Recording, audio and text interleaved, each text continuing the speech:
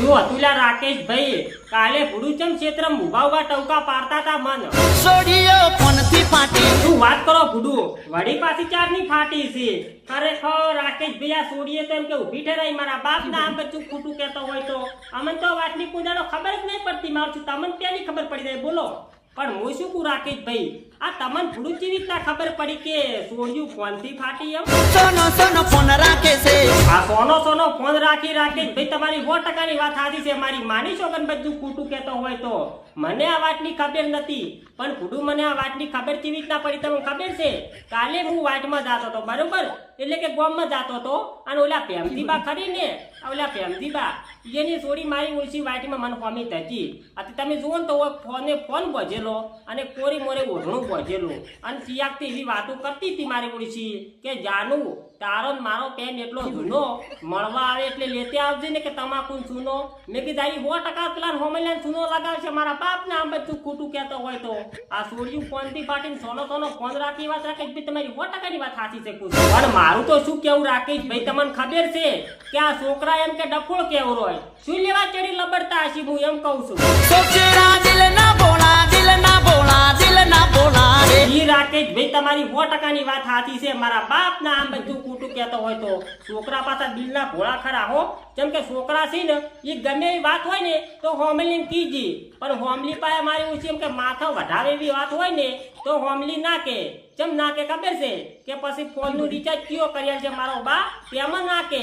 હાવ માથા વધારે ખબર છે કે અમારા ઘરવાળા હોમલ્યાન હાવ પડતાળવાના છે ને હાવ માઈ નાખવાના, પગની બગ ભાજી નાખવાના છે. પણ આવી હોમલ્યાન વાત ના કે તું હવે આ આવતી મોડી કે આવતો નહીં ન કેમ કે હોમલ્યા તને મારવાના છે એમ. એ વાત રાખી ભાઈ તમારી 100% ની સાચી. દિલના ભોળા ખરા છોકરા. સોડિયો છેતરી જાશે રે, ડબલ સિમ રાખે છે. હવે રાકેશ ભાઈ ઈ વાતને તમે મારો ગોળી. હવે ભૂડું મને તો ઈ ટેન્શન થાય છે કે આ સોડિયો એમ કે ફાટીને ધુમાડે જીએ છે તો મારે બાજુ કોણ વાટવા આવશે હું ઈ વિચાર કરું છું. મારું શું મારે કાઠું કર્યું મારા બાપ ને આમ બધું ખોટું કહેતો હોય તો. જેમ કે બધી સોડિયું છે ને એ બધી સોડિયું મારે એમ કે બાજુ વાટવા આવતી હો. પાછી તમને કહું આપણે મજૂરી આવે પાછી સોડિયું, પણ આપણે શું ખબર છે કે એનું બધું કે ધ્યાન રાખવાનું, ચા પાણી નાસ્તો બાસ્તો એ બધું કરાવવાનું. આપણે ટેમ થાય એટલે મજૂરી રોકડી આવી દેવાની પૂછું. બાકી આપણે કોઈનું કોઈ રાખતા જ નહીં. ઉધારમાં આપણે ધંધો નહીં કરતા હો. રોકડે રોકડું જેમ કે ભલે ત્યાંનું બૂસ મારવાનું પણ મજૂરી તો રોકડા જ આવી દેવાના. કેમ કે મજૂરીને કેવું ખબર છે કે રોકડા પૈસા આપણે મજૂરી જ જાતા હોય. પણ મારું શું મને એવું લાગે છે કે મારે ચોથી બાકી એમ કે આખું આઈસર ભરી અને મજૂર લાવશું ને ત્યાં તો મારે બાજરી જ બધા હે બોલો.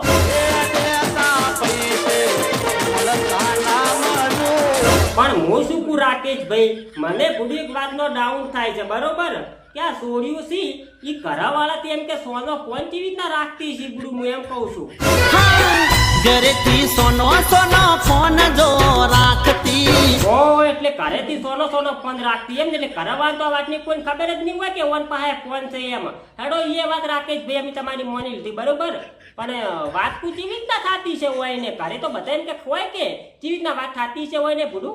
ખેતર મોજાજ તારે મિસ કોલ મારતી. ઓ તારી ખરેખર રાકેશ ભાઈ આ ભગવાને છે ને આ સૂર્યમાં એટલી બધી બુદ્ધિ ફરી પડી છે ને અત્યારે આપણે તો હવે દૂધીનું શાકે નહીં પાવતું બોલો. મારા બાપ લાંબ બધું ખોટું કહેતો હોય તો એ તો રાકેશ ભાઈ બરોબર છે. પણ મારું એમ કેવું છે કે મારી ઉડસી હારી અડધો ને કલાક ફોનમાં વાતો કરે છે તો પછી આવી તો શું વાતો કરતી છે હું એમ કહું છું. કોઈ સમાચાર લેવાના હોય એમાં તો 5 મિનિટમાં 2 મિનિટમાં પટી જાય. પણ આ તો 2 કલાક એક તારી મારી ઉડસી એવી વળગે છે ને તમે વાત જ જવા દો બોલો. અત્યારે આવી શું વાત કરતા હશે હું એમ પ્રેમીનો મુડીએ જોઈ બોલાને બોલવી કેતી. ઈ વાતે રાકેશ ભાઈ તમારી 100% હાસી છે. પણ તમને ભૂડું ઈ વાતની ખબર હશે કે અમુકને તો પાછો લંઘને ગણાવીને હોય છે ખબર છે ને. એટલે 4 હોય ને 5 હોય ને 2 હોય ને 1 હોય પાછું ગણાવીને લંઘન લબડાયેલા હોય છે. એટલે હું એમ કહું છું કે કદાચ કોનો ફોન કાપી અને હોમે બીજે ફોન કરવો હોય તો પછી આને શું મોહલું કાઢતો હશે. કાકાનું બોનું કરી કાઢ બદલાવતી. ઓ એટલે કાકાનું બોનું કાઢતી એમ ને. પણ કાકો તો બિચારો ને હોય ને, કાકો તો ચોય સોનું પાડતો હોય તબેલામાં અને કાકાનો તો એમ કે કધાડો ભાઈ જોણતો હોય કે છોડી ચોય ફરાશે ને ચોય વાતો કરે તો આપણે ખબર ના હોય કે વાત કરો છો હતી.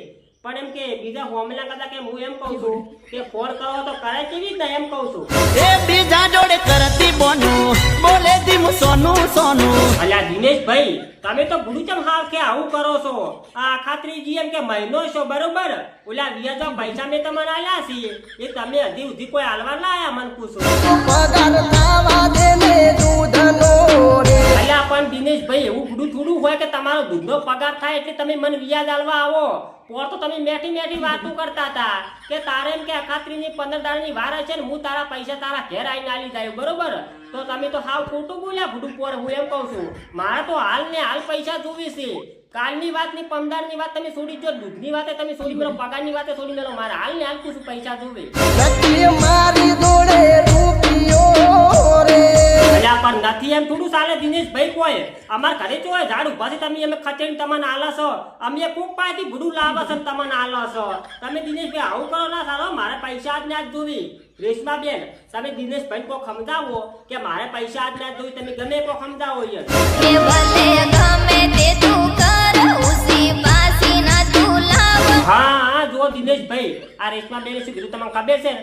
ગમે તે તમે કરો ઉસી પાસીના તમે ચોકથી લઈ અને મન એટલા પૈસા આલો. પૈસા મારે શું કે હોમે ભરવા પડશે એમ કે મારે ઓલે ના ફોન આયા કરે છે કે લ્યા તું હજી ઉધા મને એમ કે વ્યાજ આલવા ના આવ્યો પણ ભૂલ તમે મને કોઈ આલવા આવો તો હું કો કોમે વ્યાજ આલવા દઉં કે એટલે તમે ગમે ઉસી પાસીનું કરી અને મને એટલા પૈસા પટાઈ આલો તો હું અમે ભરી આવું. એમ મારે આપણું 15 વાળી થાય એમ છે પૂછું.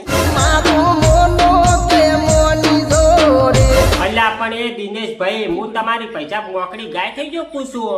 તમારું કોઈ મોને એવું મારા પાસે રહ્યું જ નહીં. મારે હોમલ્યા એમ કે ફોન કઈ કરશે બરોબર હોય કે લ્યા તું મને અત્યારે વ્યાજ આલી જાય ને કે હવે પછી કે મજા આવશે નહીં અમારે છે હોમલ્યા મને ધમકી આલે છે બરોબર. એટલે મારે હુડા વસે ઉપાડી હાલ પસણી છે બરોબર. એટલે કોઈ આમાં કાંઈ કપાઈને જાય એમ નહીં આમાં કાંઈ કપાઈને જાય એમ નહીં. એટલે મારે ભૂચોય જાવું એમ કહું છું કે તમે ગમે એક કોશિશ કરો છો ખુશી પાસેનું કરી અને મને એટલા પૈસા પટાઈ આલો તો શું કે હું અમે ભરી આવું એમ.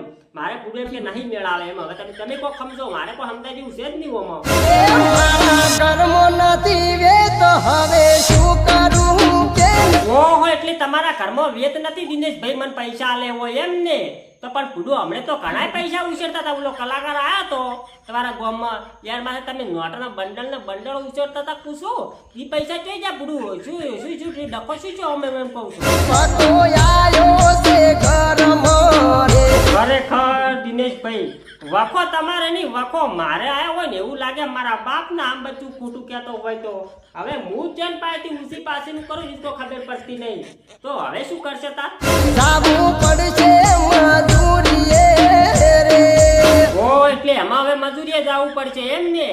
ખરેખર હાલ તો મારું છે એક દાડાના 150 રૂપિયા આખા દાડા 300 રૂપિયા બરોબર. તો દાડા 300 રૂપિયા હોય તો મારું શું કેટલા તો એમ કે કેટલો દાડા કોમે જતા રહે પૈસા ભેગા તો ખબર નહીં પડતી. બોલો એ રેશમાબેન સમજાવો પૂછું હોય કોક સમજાવો તમે હવે.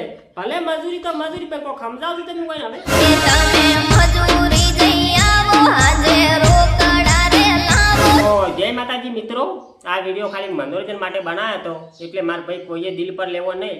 અને તમને તો ખબર જ છે કે અમે દરેક કલાકારનું દિલથી સન્માન કરીએ છીએ. કોઈ કલાકારને ઠેસ પહોંચે એવો કોઈ અમારો ઈરાદો છે ને. એટલા માટે જો તમને આ વિડીયો ગમતો હોય તો વિડીયોને લાઈક કરજો અને ચેનલમાં કોઈ નવા આવ્યા હોય તો ચેનલને સબસ્ક્રાઈબ કરવા ના ભૂલતા. જય માતાજી બધા મિત્રોને.